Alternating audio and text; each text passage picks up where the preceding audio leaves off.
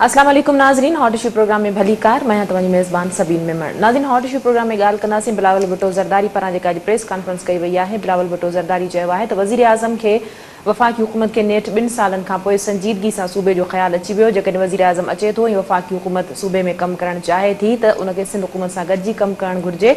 उनजो इहो बि चवणु हो त वज़ीर आज़म जे दौरे मां जेके सिंध जे अवाम खे उमीदूं आहिनि, वज़ीर आज़म खे घुरिजे त उन्हनि ते पूरो लहे। 800 बिलियन रुपया अगरि सूबाई हुकूमत सूबे ते ख़र्च करे सघे थी त हिन वक़्तु जेको नुक़सानु आहे त वफ़ाक़ी हुकूमत खे उनजे डबल करणु घुरिजे। हिन वक़्तु जेका बरसातनि खां पोइ समूरे सूबे में माण्हुनि जी सूरत हाल आहे उहा तमामु घणी ख़राबु आहे।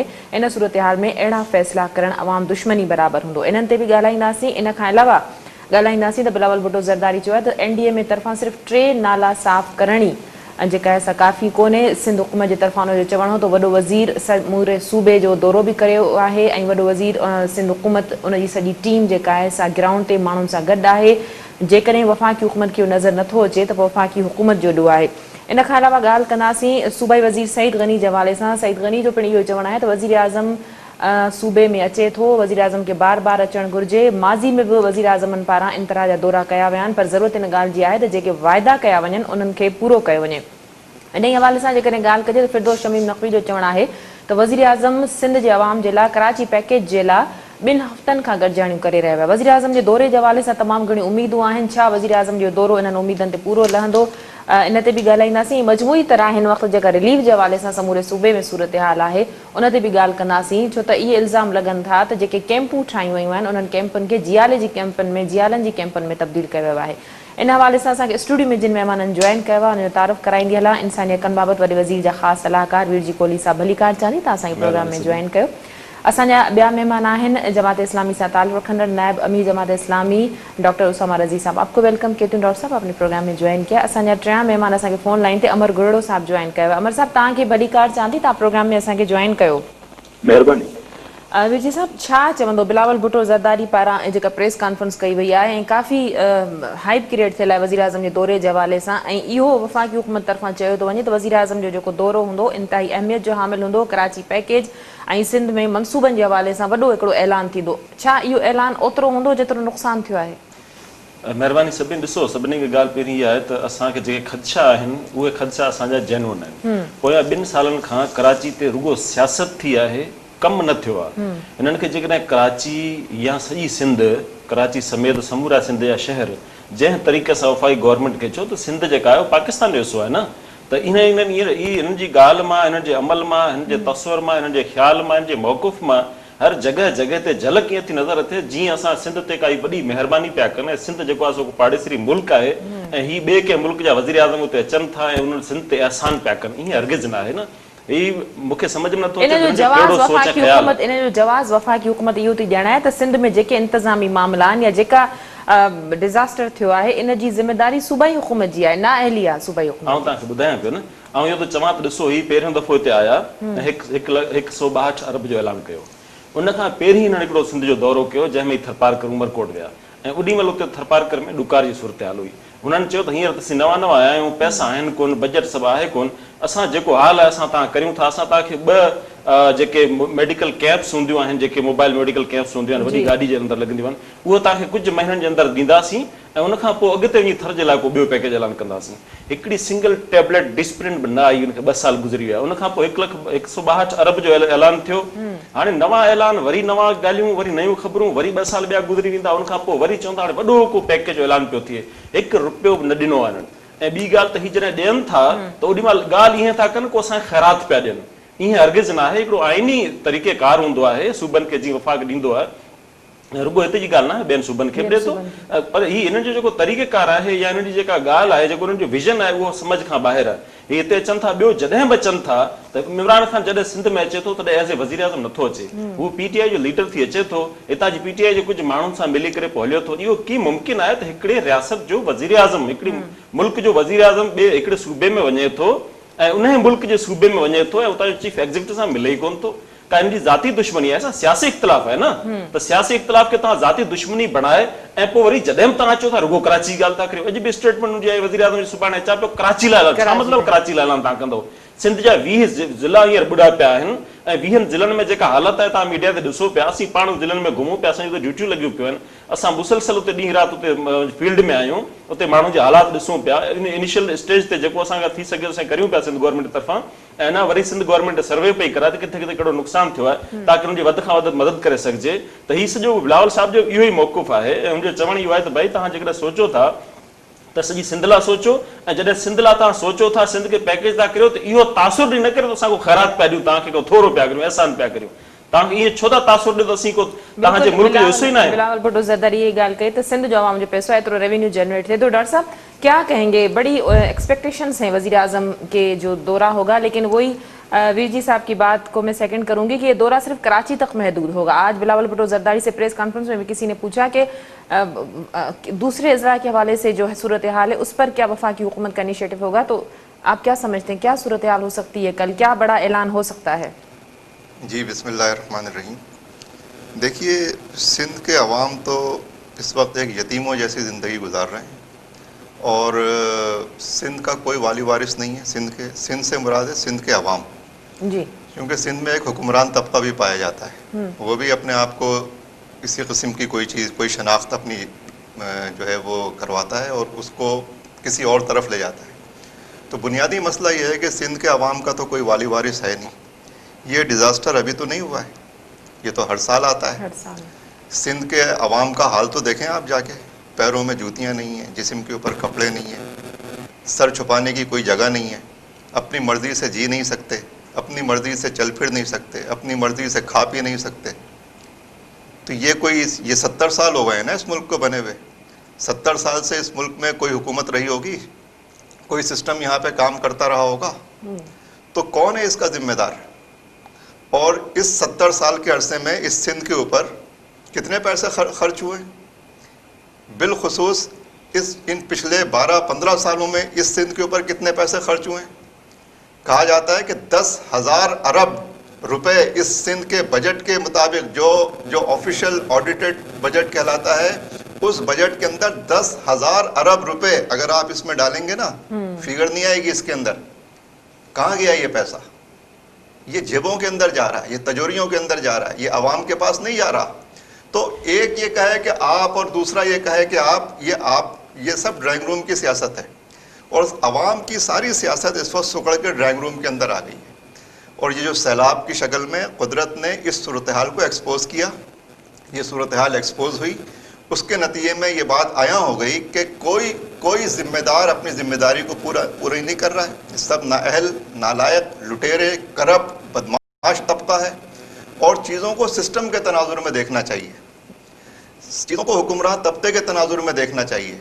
और यहाँ का जो सिस्टम है वो बदतरीन जागीरदाराना निज़ाम है सिंध के अंदर जो मुसल्लत है। यहाँ एक नहीं 100 पैकेज भी अगर दे दिए जाएंगे ना, तो 100 पैसे भी आवाम के पास नहीं जाएंगे। आप किस पैकेज की बात कर रही हैं?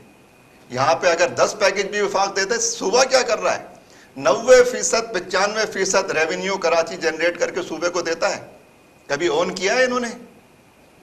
कभी ओन नहीं किया। उसका फिर रद्द-ए-अमल आता है, जब रद्द-ए-अमल आता है तो कहते हैं लिसानी सियासत हो रही है। लेकिन ये इस तरह से मामला चलेगा। मैं आपसे एक बात कह रहा हूं, देखिए, डायरेक्ट सूबाई हुकूमत के हाथ में नहीं जाएंगे ना, ये तो वफाकी हुकूमत और आर्मी चीफ ने भी कहा है कि हम भी मॉनिटर करेंगे, हम भी मदद करेंगे। तो अगर वो आपकी बात दुरुस्त है कि अगर जितना रेवेन्यू जनरेट हुआ है वो कहाँ लगा है, तो वो करप्शन, वो अकाउंटेबिलिटी तो हो रही है। कहाँ हो रही है बाय द वे? आपको कहीं कितने नजर आई है? केसेस हैं पीपल्स पार्टी की क़यादत पे, वो इन्हीं हवाले से 12 सालों के आप हवाले से। बताइए मुझे, कितने 90 अरब रुपए या कितने 95 अरब रुपए कहा जाता है लाड़काना पे खर्च हुए। लाड़काना के अवाम का हाल तो देखें आप जाके। लाड़काना से इस मुल्क को कितने वजीर आजम मिले? आप लाड़काना यानी कराची को लाड़काना बना दिया। इनको तो ट्रॉफी मिलनी चाहिए, इस कामयाबी पे खराज तहसीन पेश करना चाहिए कि माशाल्लाह जो शहर कराची आलम में एक इंतखाब था, दुनिया के चंद बड़े शहरों में से एक शहर अल्लाह ने आपको दिया। यहाँ के लोगों की मेहनत से ये डेवलप हुआ, पूरे मुल्क का असासा बना, मिनी पाकिस्तान बना, पूरा मुल्क ये गरीब परवर शहर बना। आपने इस शहर को भी नवाबशाह बना दिया, आपने इसको भी जो है शिकारपुर बना दिया। गुजा कि आप शिकारपुर और लाड़काना और नवाबशाह और इन शहरों को कराची की सतह पे लाते। देखिए, जो हर हुक्मरान तबके का उसके कैरेक्टर का एक रिफ्लेक्शन होता है जो पूरे समाज के ऊपर वो नज़र आता है। जी। हमारा जो हुक्मरान तबका है उसका रिफ्लेक्शन है ये इस वक्त जो आपको नज़र आ रहा है, उसकी कारकर्दगी का। और इन तिलों से कभी तेल नहीं निकलेगा। आप 100 की करके पेड़ जमा कर लें और 100 के 100 में यही पानी आप डालें जिसे आप कह रहे हैं कि ये डोनेशन मिलेगा और ये फंड मिलेगा, इसमें से कभी एक खोशा भी नहीं निकलेगा अंगूर का। मैं अमर गुरड़ो साहब भी हमारे साथ है, उनखां पोइ इनजो जवाब मां विजी साहब तव्हां खां वठां। अमर गुरड़ो साहब, ॻाल्हि ॿोल तव्हां ॿुधी वज़ीर आज़म जो पैकेज, जमात इस्लामी जो जेके डॉक्टर उसामा साहब उन्हनि जो चवणु आहे त कुझु बि हासिल न थींदो, चाहे केतिरे ई पैकेज जो ऐलान कयो वञे, थियणो कुझु बि कोन्हे। कहिड़ियूं उमेदूं वज़ीर आज़म जे दौरे मां लॻाए सघजनि थियूं? कहिड़ा अहिड़ा अहम ऐलान थींदा सिंध जी तरक़ी, इंफ्रास्ट्रक्चर जी बहाली, बहितरी जे लाइ, या जेतिरो डैमेज थियो आहे, जेतिरो नुक़सानु थियो आहे, उन जे हवाले सां कहिड़ा ऐलान थी सघनि था ऐं केतिरो जल्दी माण्हुनि खे रिलीफ थी सघंदो? सभिनि महिरबानी। हाणे इहो केतिरो थींदो ऐं कॾहिं थींदो इहो वज़ीर आज़म ई ॿुधाए सघे थो, पर जेके सूरत हाल आहे हिन वक़्तु, इहे जेका मॉनसून जी बारिशूं थियूं आहिनि, इन जे लाइ अॻु में ई प्रिडिक्शन्स हुयूं त 20% हिन साल वधीक बारिशूं थींदियूं। न सिर्फ़ु वफ़ाक़ी हुकूमत पर सूबाई हुकूमतनि ऐं ज़िलाई हुकूमतनि खे बि इहो इंतज़ाम कयो हुयो ऐं उनजी का प्रिपरेशन न कई वई कंहिं बि सिदे ते। हिकिड़े पासे त बिलावल भुट्टो साहिबु चए थो त भई असांखे फेडरल गवर्नमेंट ॾे, पर तव्हां ॾिसो हिकिड़े पासे जेके 20 ज़िला कैलेमिटी हिट करार ॾिना विया आहिनि। मूंखे सम्झ में नथो अचे उन में हाणे ही छा कंदा। उन में 2 महीननि खां पोइ हिकिड़ो सर्वे थींदो, पोइ असेसमेंट थींदी त नुक़सानु केतिरो थियो आहे, उन खां पोइ ढल माफ़ कबी, आबियानू माफ़ कबो या छा कबो, उनजो फ़ैसिलो वरी काबीना कंदी। हिन वक़्तु 20 ज़िलनि में बिल्कुलु कंप्लीटली बुॾा पिया आहिनि। चीफ मिनिस्टर जे हेलीकॉप्टर मां जेके फुटेज हुया उहे तव्हां ॾिसो। RBOD में हंधा हंधा घारा पियल आहिनि, LBOD मां हंधा हंधा घारा पियल आहिनि। मुख़्तलिफ़ शहरनि जे अंदरि जेके आहिनि उहे वसंदियूं जेके आहिनि उहे ॿुॾी वियूं आहिनि। पैकेज अचणु खपे बिल्कुलु वफ़ाक़ी हुकूमत मां, पर सिंध गवर्नमेंट जेका आहे उन ख़ुदि एसि ताईं छा कयो आहे? वरी तव्हां चओ था 8वीं तरमीम खां पोइ असां ख़ुदि मुख़्तियार आहियूं। 1400 अरब जी जेका आहे उहा सालियाना बजट आहे। ठीकु आहे, उन मां कुझु नौकिरियुनि जो हिसो बि वेंदो हूंदो, पर एसि ताईं सिंध गवर्नमेंट बज़ाते ख़ुदि जेको आहे उन कहिड़ा उपाउ वरिता आहिनि शहरनि मां, ॻोठनि मां, बनियुनि मां पाणी कढण जे लाइ, उनखे इमीडिएट रेस्क्यू करण जे लाइ, रिलीफ करण जे लाइ। सिंध गवर्नमेंट चवे थी त असां मुख़्तलिफ़ जॻहियुनि ते कमु कया आहिनि, पर माण्हुनि जो इहा शिकायत आहे त उन्हनि खे एसि ताईं का शइ न मिली आहे। कराची में तव्हां ॾिसो, कराची एॾो वॾो शहर आहे त उनजी DHA जेका आहे उन में अञा ताईं कल्ह बि एहतिजाज, अॼु बि एहतिजाज आहे शाम जो, त उन में पाणी न कढियो वियो, अरबे रुपयनि जो नुक़सानु थी वियो आहे। शहर जा मुख़्तलिफ़ एरिया जेके आहिनि उहे अमर साहब बिल्कुलु DHA ते बि ॻाल्हाईंदासीं, इन जो तमामु घणो नुक़सानु थियो आहे। पर अॼु हींअर बिलावल भुट्टो ज़रदारी जी प्रेस कॉन्फ्रेंस तव्हां बि ॿुधी हूंदी, त उनजो इहो ई चवणु आहे त जेके जेके इलाइक़ा सिंध गवर्नमेंट जे अंडर में आहे उतां त फौरी तौर ते पाणी जीअं बरसाति बंदि थी त निकाल कयो वियो।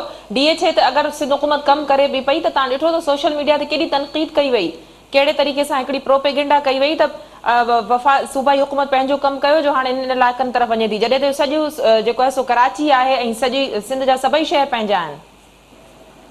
हा, पर माना आउं वरी उहा ॻाल्हि चवंदुमि त भई इहे दावाऊं कनि था त पाणी निकितो आहे, बारिश बंदि थिए के अञा कुझु एरिया में शायदि थींदी बि आहे, अॼु बि थिए पई थी, पर मुख़्तलिफ़ एरियाज़ में बारिश बंदि थिए 3 खां 4 ॾींहं थी विया आहिनि ऐं उहे एरिया अञा ताईं जेके आहिनि ॿुॾल आहिनि। उन्हनि में माण्हू अञा खुले आसमान हेठि आहिनि, रोडनि रस्तनि जे किनारनि ते वेठल आहिनि, सरकारी स्कूलूं भरियल आहिनि। टेंट मिसाल तौरु उमरकोट खिपरो जेको आहे उहो सख़्तु मुतासिर आहे। सांगड़ तहसील जेका तालको आहे उनजे अंदरि उतां जे मक़ामी साहिबनि जे मुताबिक़ 50 खनि टेंट जेके आहिनि उहे विरायल आहिनि।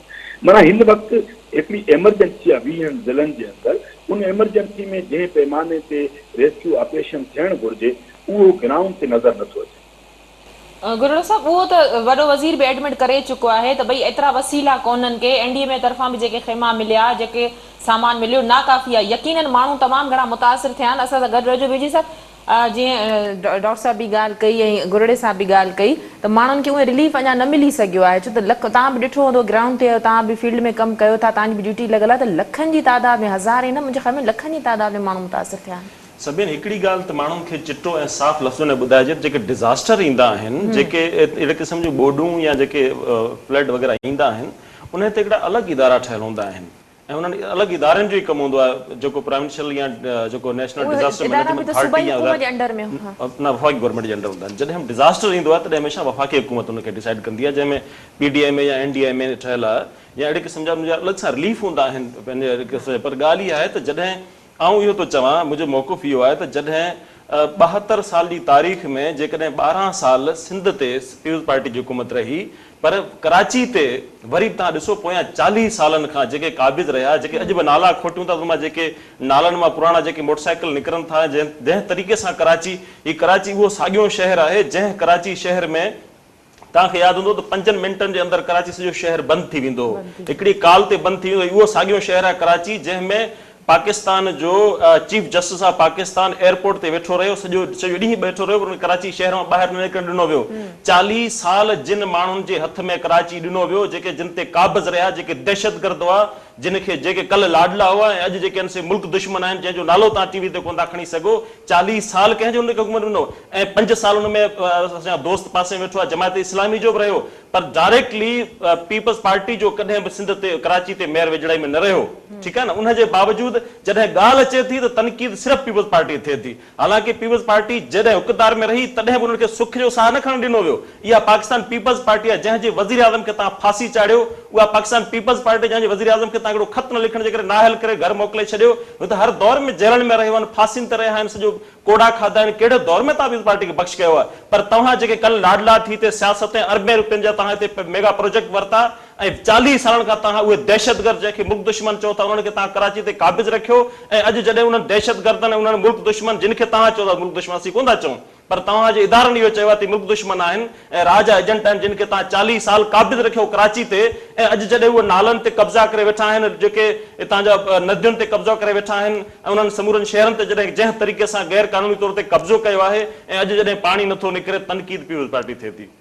इहो रवैयो जेको आहे तासुबाणो रवैयो आहे ऐं इन रवैये में तव्हां अॻे भोगे चुका आहियो पाकिस्तान में ऐं वॾा सान्या थी चुका आहिनि। तासुब जे उनजे नतीजे में असांजो मुतालबो इहो आहे त जॾहिं तव्हां मुल्क जे ख़िलाफ़ या शहरनि जे ख़िलाफ़ ॻाल्हायो था, तासुबाणो रवैयो तव्हांजो न हुजणु खपे। तव्हां शहरनि खे ऑन करियो। तव्हां ऐं असां सभु हिन मुल्क जा, हिन वतन जा, हिन शहरनि जा शहरी आहियूं। तव्हां इहो तासुबाणो रवैयो जेको आहे उहो नफ़रतूं पैदा थो करे ऐं इहो तासुब ख़तमु थियणु खपे तव्हांजे ज़हननि में। इहो किचिरो ऐं पाणी जेको कराची में भरियल था ॾिसो था न, इहो हुननि जे ज़हननि में भरियल आहे बेसिकली। त ज़हरनि जो गंद जेसीं साफ़ नथो थिए तेसीं न को मुल्क साफ़ थींदो, न को कराची साफ़ थींदो। जेकॾहिं तव्हां कराची सां या सिंध जे समूरनि शहरनि सां सचा आहियो त अचो गॾिजी कमु करियो। असां चऊं था, पर ॻाल्हि आहे त असां कॾहिं तव्हांखे चयो त असां पैसा असांखे ॾियो। असां चऊं था कराची लाइ तव्हां पैकेज अनाउंस करियो, जीअं वफ़ाक़ी गवर्नमेंट अनाउंस कंदी आहे ईअं करियो। इन खां पहिरीं वफ़ाक़ी गवर्नमेंट सिंध में तमामु घणा पैकेज मनसूबा जोड़िया आहिनि ऐं कमु हले पियो जिन ते, पर तव्हां ओड़े तरीक़े सां तव्हां डायरेक्टली सिंध जा मनसूबा ठाहियो। पर तव्हां कमेटियूं ठाहे सिंध में कमु करणु ॾींदो या तव्हां जेको आहे सो कॉलोनियूं ठाहे वेंदो त तव्हां असां इहो क़बूल न कंदासीं। रोलड़े जो शिकारनि खे फोरा जामशोड़ सेवन रोड आहे, ईअं सईद गनी साहब चयो त माज़ी में बेड़ा केतिरा ई वाइदा आहिनि, मनसूबा आहिनि जेके अञा ताईं तकमील ते न पहुची सघिया आहिनि। डॉक्टर साहब क्या कहेंगे? आज हमने देखा कि लाहौर में भी इतनी शदीद बरसातें थीं और गाड़ियां डूबी हुई थी और वहाँ की इंतजामिया ने कहा कि जैसे ही बरसात बंद होगी तो हम जो है पानी की निकासी का काम शुरू करेंगे। तो यही सूरत हाल हमें कराची में भी नजर आई, जिस पे तमाम जो है ज्यादा तनकीद की गई। तो आपने देखा कि 12 साल सिंध हुकूमत की कारकर्दगी वो बिल्कुल जो आपने बात की चले वो ठीक ही है, बिल्कुल उसमें कोई वो शक शुबे की बात नहीं, लेकिन इन 4 दिनों में भी आपको लगा कि सूबाई हुकूमत ने वाकई कोई काम नहीं किया। लेकिन जो इलाके नशेबी इलाके जहाँ पानी का अब जो है वो बहाव, पानी निकलने का रास्ता नहीं था, जहाँ पे तजावजात थी, वो तो खुद सूबाई हुकूमत ने एडमिट भी किया। देखें, बात यहाँ पे बराह रास्त पीपल्स पार्टी को तो किसी ने भी नहीं कहा था, किसी ने नाम भी नहीं लिया था इस तरह से। ये तो हुक्मरान तबके की बात हो रही थी और बिलखुसूस 12-15 साल से जो लोग यहाँ पे बराह रास्त हुकूमत में हैं और इससे पहले भी पे दर पे मुसलसल हुकूमत में, ये पीपल्स पार्टी है, पे दर पे मुसलसल हुकूमत में है। और जितने दहशतगर्दों की हुकूमतें यहाँ पे कायम हुई, उन सब की इत्तेहादी हुकूमतें रही हैं, उन सब के साथ भाई बहन का रिश्ता रहा है, मिलजुल कर ये सारे काम हुए हैं, शेयरिंग हुई है। तो कोई ये कहे कि मैं उसके साथ शेयर नहीं कर रहा, जो वजारतें मिलती थीं उन वजारतों के अंदर बंदरबांट होती थी, उस बंदरबांट के नतीजे में लूटमार होती थी, उस लूटमार के नतीजे में यहाँ आवाम ने पानी के रास्तों पे बहाव पे बिल्डिंगें नहीं बनाई हैं। ये जो बिल्डिंगें बनी हैं, जो नदी नाले ब्लॉक हो गए हैं, ये हुकूमती परमिशन से हुई हैं, जिनकी वजारतें इन हुक्मरान पार्टियों के पास नहीं हैं। और दहशतगर्दी के तो सभी दहशतगर्द हैं यहाँ पे, कौन दहशतगर्द नहीं है? दहशत गर्दी सिर्फ बंदूक से नहीं होती, यहाँ तो अवाम का मसला कौन लड़ेगा? अवाम को तो कुचल दिया आपने, सिर्फ कराची में नहीं, पूरे सिंध के अवाम के हक में तो कोई बोलने वाला ही नहीं है। यहाँ तो अगर कुछ होता है तो कोई आवाज़ उठती है, उनके लिए तो कोई बोलने वाला नहीं है। वो तो बेचारे अपनी मर्जी से वोट नहीं डाल सकते, अपनी मर्जी से खड़े नहीं हो सकते इलेक्शन में। करके तो देखें ज़रा क्या हाल है। गुलामों की अगर आप हिस्ट्री पढ़ें तो गुलामों से बदतरीन जिंदगी है जो इस वक्त सिंध के रहने वाले अवाम जिंदगी गुजार रहे हैं। कोई तो इसका जिम्मेदार होगा। ये तासुब नहीं है, ये ड्राइंग रूम की सियासत नहीं है, ये अवाम की सियासत है ये, और सियासत भी नहीं है। अवाम तो सियासत से बेनियाज लाताल्लुक हो गए हैं। ये सिर्फ हुक्मरान तबकों की बाहिमी चपखलिश है, पैसों की बंदरबाट पे अवाम का इससे कोई ताल्लुक नहीं है, पहली बात। दूसरी बात यह है कि ये जो बारिश का अभी सिलसिला है, ये बारिश का सिलसिला तकरीबन 1.5 महीने से कराची में चल रहा है और पिछले 3 सालों से पै दर पे चल रहा है। आपको कोई इक़दामात नजर आए? लेकिन आप इक़दामात तो देखिए जरा। नहीं, आप मुलाहिजा कीजिए, आप इक़दामात, वफाकी हुकूमत कोटा सिस्टम को एक्सटेंड करने के ऊपर काम कर रही थी, यानी जब पेशन गोई हो रही थी कि 3 दिन बाद एक बहुत बड़ा जो है वो यहाँ पे सिस्टम जो है वो ट्रेवल कर रहा है। सिंध हुकूमत ये जिला बनाने के ऊपर लगे हुए थे जी। और हाल जैसे ही बारिश हुई है तो आप देखें क्या हशर हुआ है लोगों का, और ये इसकी आड़ में पनाह ले रहे हैं। खुदा को भी तो जवाब देना है, इंसान मरेगा नहीं क्या हाल हुआ है लोगों का। ये किसी की गर्दन पे जाएगा। हजरत उमर का कौल है कि फरात के किनारे कुत्ता भूखा मरेगा ना तो उसका जिम्मेदार उमर है। उमर इस वजह से नहीं कि वो उमर है, इस वजह से कि वो हुक्मरान है। तो आप मुख्तलिफ आड़ ले सकते हो, आप किसी की वकालत भी कर सकते हो, उसके मफादात, उसके नतीजे में फ़ायदा भी मिल सकता है, लेकिन कल ये नहीं होगा। वफाकी हुकूमत के हवाले से अगर कुछ बताएं, वफाकी हुकूमत की जानिब से जो ऐलान किया गया है, आप समझते हैं उनकी नीयत है सिंध में कुछ करने की? देखिए 30-35 साल से ये शहर कराची MQM के साथ चल रहा था, उनको मैंडेट दे रहा था। उनसे तंग आकर, जिच होकर, उनकी नाकामियों और उनके हाथों होने वाली बर्बादियों को देखकर उन्होंने 14 MNA और 22 MPA उनको दिए कि जो यहाँ पे इमरान खान के नुमाइंदे करार पाए। उन्हें इस शहर का पता ही नहीं है, चॉकलेट कल्चर के लोग हैं, न कराची देखा है, न कराची की गलियों का पता है। एक पॉपुलर इमरान खान की पॉपुलर वेव पे सवार होकर MNA MPA बन गए, नतीजा उसका सामने आ गया है, शहर तबाह बर्बाद हो गया है। लिहाजा इमरान खान तो इस वक्त कैप्टन विदाउट टीम है या लीडर विदाउट कैडर हैं, तो इसलिए वो तो इस तरह तो, और इस सिस्टम के अंदर रहते हुए डिलीवर कोई भी नहीं कर सकता। कोई सुपर, इमरान खान है ना, सुपरमैन तो नहीं है, इसके सुपरमैन क्या करेगा? तो इसलिए ये मसला है सिस्टम का, सिंध का सिस्टम का मसला ये है। हम देखिए, हम जब ज़माना तालिब इल्मी में सियासत में आए तो 2 बातें हमने बहुत सुनी थी, बड़ी दिलचस्प बातें थी। एक, हम ये सुनते थे कि सिंध को सूबाई खुद मुख्तारी मिलेगी तो मसले हल होंगे, अगर ये नहीं मिलेगी तो तबाह बर्बाद हो गए हैं साहब। बिल्कुल 40 साल यानी 70 साल पहले की बात है। जब तक सूबाई खुद मुख्तारी नहीं मिलेगी हमारे दलित दर्द दूर नहीं हो सकते। और यहाँ हम सुनते थे कि सारे महाजिर कौम एक हो जाए तो दलित दर्द दूर हो जाएंगे, हम तो ऐसे मरीख पे जाएंगे कि बस दुनिया देखती रह जाएगी। आप देख लिए, नमाज बख्शवाने गए थे, रोज़े गले पड़ गए। हाल ये है कि मतलब मिसाल अच्छी नहीं है, लेकिन यह कि वजाहत के लिए कहना पड़ रहा, तो सूबाई खुद मुख्तारी मिल गई आपको, कर लिया शौक पूरा। देख लें आप क्या हाल हुआ है, और कर ली इन्होंने कौम परस्ती की सियासत। गुरड़े साहब का अमर गुरड़ साहब गुफ्तगू ता बुधी आवाज अचे पे ता ताई? जी जी गुरड़ साहब, वॾे वज़ीर पारां अणॼाणाई ज़ाहिर कई वई। कल्ह बि वॾे वज़ीर चयो त वज़ीर आज़म जे दौरे जे हवाले सां या मनसूबनि जे हवाले सां वॾे वज़ीर खे न एतमाद में वरितो वियो, न इन्फॉर्म कयो वियो। तव्हां सम्झो था त वज़ीर आज़म जॾहिं कराची जो सुभाणे दौरो कंदो त सूबाई हुकूमत खे ऑन बोर्ड वरितो वेंदो, सिंध जे वॾे वज़ीर खे ऑन बोर्ड वरितो वेंदो, या अॻु में वांगुरु असांखे शिकवा शिकायतूं नज़र ईंदियूं? इहो ॾिसो, असां ॾिठो आहे माज़ी में त जॾहिं बि इमरान खान आयो आहे त हुन सिंध हुकूमत खे ऑन बोर्ड न वरितो आहे, चाहे उहो गवर्नर हाउस में थिए या इवन इस्लामाबाद में थिए। 2 वज़ीर आला ईंदा आहिनि त सिंध, यानी सॼी सियासत आहे त इमरान खान न पैसा कोन थो ॾिए, सिंध गवर्नमेंट खे पंहिंजी शिकायत आहे, हो चवनि था हे कमु कोन था कनि, पर असल में जेको इफेक्ट ई आहे उहो त अवाम आहे। हाणे पैसा पैकेजूं ॾींदो, कॾहिं ॾींदो, कहिड़ी मद में हूंदा, केतिरा हूंदा, उहो इम्प्लीमेंट थी सघंदा, हिते न थींदा, इहे हिकिड़ा सुवाल आहिनि। हाणे उनजे अचण सां हिकिड़ा उमेदूं पंहिंजी जॻह ते हूंदियूं, पर उनजे एवज़ सिंध हुकूमत ख़ुदि जेके आहिनि उहे हेसि ताईं कहिड़ा क़दम, उन्हनि ते बि हिकिड़ो सुवाल करण जी ज़रूरत आहे। त वफ़ाक़ जो ठीकु आहे हिकिड़ो पैकेज ईंदो ऐं उहो अचणु बि खपे, छाकाणि त ही हिकिड़ी क्लेमिटी आहे, हिकिड़ी नेचुरल डिज़ास्टर आहे ऐं उनजे अंदरि वफ़ाक़ी हुकूमत खे हुन में इंप्लीमेंट करणु घुरिजे ऐं पैकेज ॾियणु घुरिजे। पर इनखे सियासत जे भर चाढ़े त भई ॿ पॉलिटिकल पार्टी जेके राइवल्स आहिनि ऐं उन्हनि खे हिक ॿिए सां गॾु नथो विहारे वञे, ऐं पर उनजे बजाए माण्हुनि खे रिलीफ ॾियण जे लाइ वफ़ाक़ी सरकार खे को पैकेज ॾियणु घुरिजे ऐं उन सां गॾु सिंध हुकूमत खे बि उन पैकेज खे ग्राउंड ते जेको आहे उहो प्रैक्टिकली इम्प्लीमेंट कराइजे। RBO जी ऐं LBO जी को अॼु जो मसइलो त न आहे, इहे गुज़िरियल 20 सालनि खां ॿई मामला जेके आहिनि इहे हलंदा अचनि था। हर बारिशनि में ईअं जो ईअं थिए थो ऐं सभिनी खे ख़बर आहे, हिकिड़ी असेसमेंट आहे त कहिड़ा ज़िला इफेक्टेड थी सघनि था, ज़राअत जो छा थींदो, माण्हुनि जो छा थींदो, रिहेबिलिटेशन जो छा थींदो। त इहे सभु मामला जेके आहिनि उहे पंहिंजी जॻह ते आहिनि। हिनखे सियासत जे भर न चाढ़ियो वञे। अवाम जेका आहे उहा हिन वक़्तु रेस्क्यू ऐं रिलीफ जे इंतज़ार में आहे। वीर साहब, ग्राउंड ते छा अवाम खे रिलीफ ॾिनो थो वञे, छो त माण्हुनि जी सूरत हाल तमामु घणी ख़राबु आहे? कहिड़ा उपाउ वरिता विया आहिनि? फौरी तौर सूबाई हुकूमत माण्हुनि जे लाइ छा करे सघी आहे? इन खां पहिरियों मुख़्तसिर जो ॻाल्हाईंदो सभिनि त 1940 जी करारदाद हुई जंहिंजे तहत सूबनि खे ख़ुदि मुख़्तियारी ॾियणी हुई। जेकॾहिं अॼु सूबनि जी ख़ुदि मुख़्तियारी जी ॻाल्हि आई आहे, तव्हांखे छो थो लॻे त जेका क़ौम परस्ती जी ॻाल्हि आहे इहो तासुब आहे तव्हांजे ज़हन में? ॿी शइ इहा त ॾिसो, तव्हां सॼो रिकॉर्ड 90 सालनि जो रिकॉर्ड असां वटि मौजूदु आहे बरसातनि जो। 90 सालनि जे रिकॉर्ड में पोयों जेको अगस्त हिकिड़े महीने में बरसाति पई आहे, उहो 90 सालनि जी तारीख़ में कॾहिं बि हिकिड़े महीने अहिड़ी बरसाति न पई आहे जेका मौजूदु आहे हिकिड़े पोएं अगस्त हिकिड़े महीने में बरसाति पई आहे।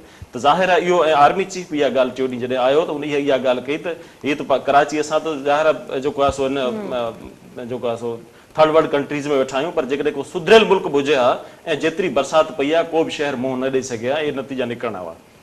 बहरहाल उनजे बावजूदु ॾिसो, शहर जो जेको मेयर आहे उन वटि कल्ह जेको आहे सो रिपोर्ट थियो आहे, समा उनखे ॾाढी डिटेल सॼी हिकिड़ी माना स्टोरी हलाई आहे। उन में उन चयो आहे त हिन वटि 10 गाॾियूं आहिनि जेके रेगुलर इस्तेमालु थियूं, 2 लख रुपया डेली हू फ्यूल इस्तेमालु कंदो हो ऐं 42 अरब रुपया सिंध गवर्नमेंट ॾिना आहिनि, 36 अरब रुपया हुनजे पंहिंजे उन में फंड में हुया।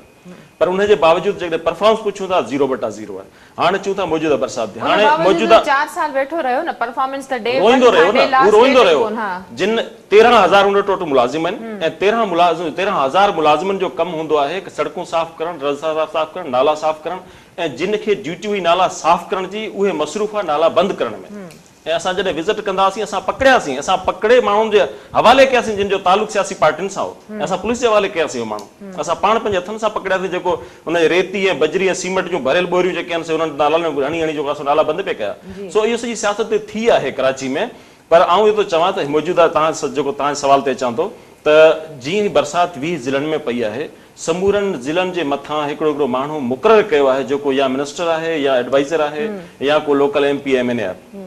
उहे सिंध गवर्नमेंट वज़ीर आला साहब मुक़ररु कया ऐं पाण बि 8-10 ज़िलनि जा पाण विज़िट कया आहिनि। असां पाण उते विज़िट कया आहिनि। उते टेंट सिटी क़ाइमु थी आहे। इनिशियल माण्हू मरहले वाइज़ आया आहिनि।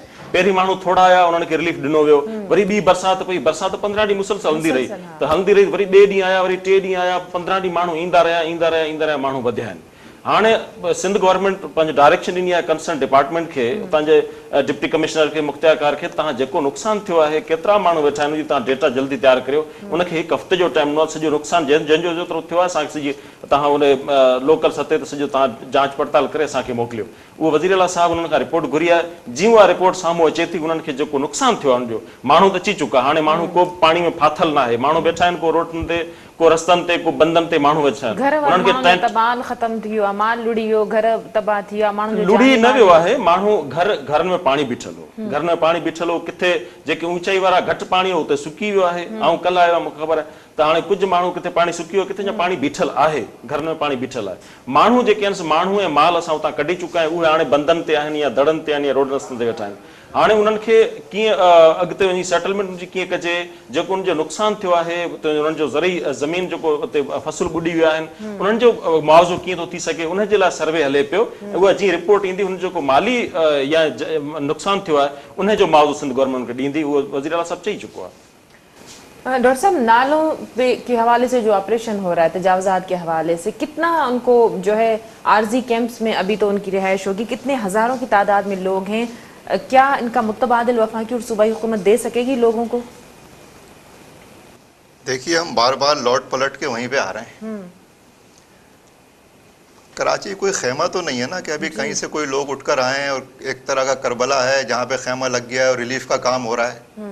भाई, दुनिया के चंद बड़े शहरों में से एक शहर है ना ये जी। तो यहाँ कोई सिस्टम रहा होगा, कोई चीज़ काम कर रही होगी, कोई चीज़ नज़र आई आपको। तो ये अगर अभी रिलीफ के नाम पे ये जो तमाशा हो रहा है, ये तमाशा मसले का हल नहीं है। सिस्टम को ठीक करो भाई, और सिस्टम इनसे ठीक नहीं होगा। सिस्टम खला में नहीं होता, सिस्टम रिफ्लेक्शन होता है हुक्मरान तबके का। इस हुक्मरान तबके के हाथों इस शहर कराची और इस मुल्क के और सूबे के किसी भी शहर के अंदर तरक्की नहीं हो सकती। होनी होती तो हो चुकी होती। लिहाजा देखिए, जमहूरियत क्या है? जमहूरियत में आपने इख्तियारात ले लिए। इख्तियारात किसी एक तबके के हाथ में नहीं होने चाहिए, इख्तियारात आवाम तक पहुँचने चाहिए। बुनियादी मसला इस शहर का अभी भी यही है कि इस शहर के लोगों को इख्तियारात नहीं दिए जा रहा है। लाड़काना के शहरियों को इख्तियारात नहीं दिए जा रहे हैं, नवाब शाह के शहरियों को इख्तियारात नहीं दिए जा रहे हैं। ये इख्तियारात ऊपर से नीचे आए हैं तो एक तबके के हाथ में गए, और नीचे जो कुछ एक आमिर के दौर में, जनरल मुशर्रफ के दौर में जो इख्तियारात लोगों के पास थे कि वो अपने टाउन नाजिम को अपने वोटों से मुंतखब कर रहे थे, इस जमहूरी हुकूमत ने उसको भी डिमोलिश कर दिया और डिप्टी कमिश्नर्स का गुलाम बना दिया है सबको। तो ये जो ब्यूरोक्रेसी है, ये जो जागीरदार तबका है, ये मसले का हल नहीं है। ये हम 70 साल से देख रहे हैं इसको। सॉल्यूशन बता दें, 1 मिनट है, फिर मैं गुरडो साहब से एक सॉल्यूशन देखिए इस वक्त दिया जा रहा है, वरना फिर जिस तरह अभी पानी निकला है ना, तो अवाम निकलेंगे गलियों और सड़कों के ऊपर। ये मैं आपको बता दूं, ये पानी से ज़्यादा शदीद लहरों की तरह उठेंगे। एक सॉल्यूशन अभी बन रहा है, आप वो दे दीजिए। आपसे भीख मांग रहे हैं, अवाम की खातिर कह रहे हैं, आप वो दे दो। वो क्या है कि आप जो जमहूरी इख्तियारात मरकज़ से सूबे की तरफ आए हैं, उसको आइन और जमहूरियत की स्पिरिट के मुताबिक अवाम तक जाना चाहिए। और शहर को, बड़े शहरों को दुनिया भर में वहाँ के जिस तरह से इख्तियारात दिए गए हैं, वो सारे शहरी इख्तियारात एक अच्छी मजबूत मुकम्मल शहरी हुकूमत की शक्ल में, हुकूमत कह रहा हूँ, जिस तरह सूबाई हुकूमत है, शहरी हुकूमत की शक्ल में यहाँ पे आप इख्तियारात लोगों को दीजिए। उससे एक और तजुर्बा हो जाएगा। अगर उससे बेहतरी हुई तो वो हालात मजीद आगे डेवलप होंगे। और ये सिर्फ कराची की बात मैं नहीं कर रहा, माफ़ कीजिएगा, मैं कह रहा हूँ जितने शहर हैं, सिंध के जितने शहर हैं, शहरियों को इख्तियारात दो, शहरी हुकूमत बनाओ, शहरों को तरक्की दो। वरना लोगों को गुलाम बना के अगर आप ये समझ रहे हैं कि सारी उम्र ये समझेंगे कराची वाले भी और शहर वाले हारी हैं, तो ये हारी नहीं है भाई। फिर रद्द-ए-अमल उठेगा। आप जो आज बोएंगे, कल वो फसल काटनी पड़ेगी। गुरडो साहब, ॻाल्हि ॿोल तव्हां ॿुधी, छा चवंदो तव्हां हिन ते? मूंखे इहो बि ॿुधाइजो मुख़्तसिर हिकिड़ो मिंट मूं वटि नालनि जे हवाले सां जेको हींअर ऑपरेशन शुरू कयो वियो आहे, हज़ारनि जी तादाद में, लखनि जी तादाद में माण्हू पंहिंजा घर, दुकानूं ऐं कारोबार उते खोले वेठा आहिनि। त फौरी तौर को इन इहो ऑपरेशन उहो ई असांखे माज़ी जीअं नज़र ईंदो त नंढा नंढा घर जेके आहिनि से आर्ज़ी ऑपरेशन हूंदो, या मुस्तक़िल बुनियादनि ते जेको ग्रैंड ऑपरेशन शुरू कयो वियो आहे, इहो को नतीजा बि ॾेई सघंदो, पंहिंजे अंजाम ताईं पहुची सघंदो?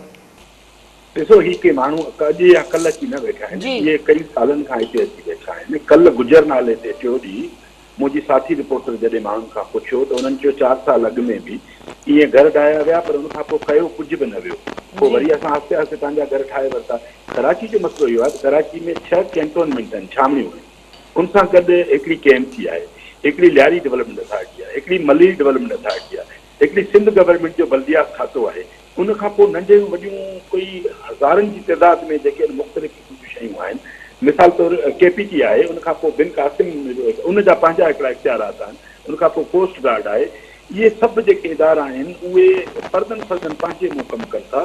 इन करे मूंखे नथो लॻे त कराची जे अंदरि इहो मसइलो को हल थी सघंदो। मिसाल तौरु जेकॾहिं KMC का शइ करे थी त उहा पंहिंजे हिकिड़े लिमिट में करे थी। हाणे उहा करे थी कान थी करे, इहो हुनखां पुछणु खपे, ऐं उहो असांखे नज़र कान थो अचे।